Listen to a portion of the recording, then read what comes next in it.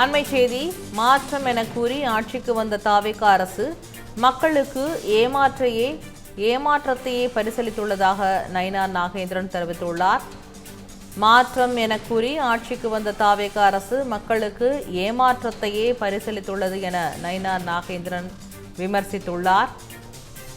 அண்மை செய்தியாக பார்த்து வருகிறோம். மாற்றம் என கூறி ஆட்சிக்கு வந்த தாவேக அரசு மக்களுக்கு ஏமாற்றத்தையே பரிசளித்துள்ளது என அவர் தெரிவித்துள்ளார்.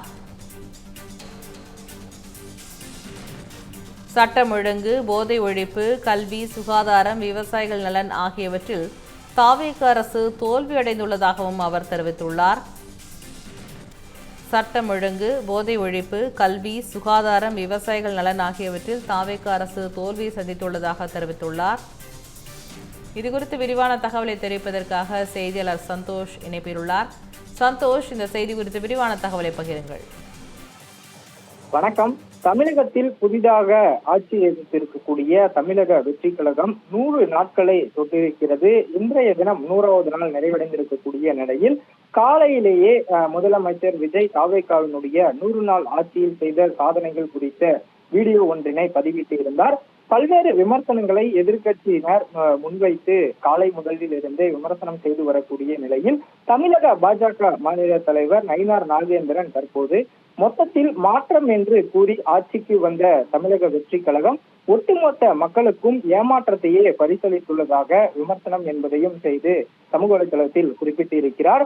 தாவேக அரசினுடைய முதல் 100 நாட்கள் மாற்றமல்ல ஏமாற்றம் என்பதை முன்னிறுத்தி எதனிடையே தேர்ச்சி மற்றும் தோல்வி என்பதை தழுவி இருக்கின்றது என்ற பட்டியல் என்பதையும் கொடுத்திருக்கிறார்.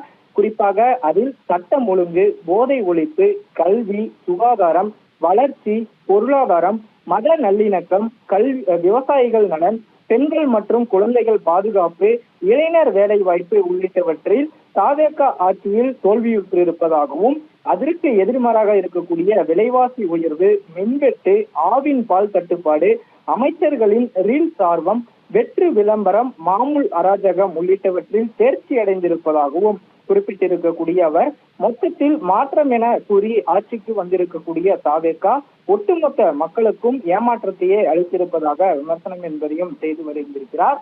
தாவேகா ஆட்சி அமைத்த நாள் முதலில் இருந்தே எதிர்கட்சியினர் சட்டம் ஒழுங்கு சீர்குலைவு, அதே போல பெண்கள் குழந்தைகளுடைய பாதுகாப்பில் தமிழகத்தில் அதிகரித்த குற்ற சம்பவங்கள் என்பது அதிகரித்து இருப்பதாகவும் தொடர் விமர்சனங்கள் வைத்து வரக்கூடிய நிலையில் இன்றைய தினம் தாவேகா ஆட்சி அமைத்து 100 நாட்கள் ஆகியிருக்கக்கூடிய நிலையில்தான் தற்போது தேர்ச்சியுற்றுவதற்கும் தோல்வியுற்றுவதற்கான அந்த வித்தியாசத்தை பாஜக மாநில தலைவர் நயினார் நாகேந்திரன் குறிப்பிட்டிருக்கிறார். கிட்டத்தட்ட 2036ஆம் ஆண்டுக்கு 1.5 டிரில்லியன் பொருளாதாரத்தை எட்டி தமிழகத்தை அடுத்த கட்டத்திற்கு நோக்கி நகருவோம் என்று தாவேகா ஒரு முனைப்பில் இருந்தாலும் எதிர்கட்சிகள் தமிழகத்தில் நடைபெற்று அரங்கேறி வரக்கூடிய தினசரி நிகழ்வுகளை குறிப்பிட்டு காட்டி விமர்சனம் என்பதனை முன்வைத்து வருகின்றனர்.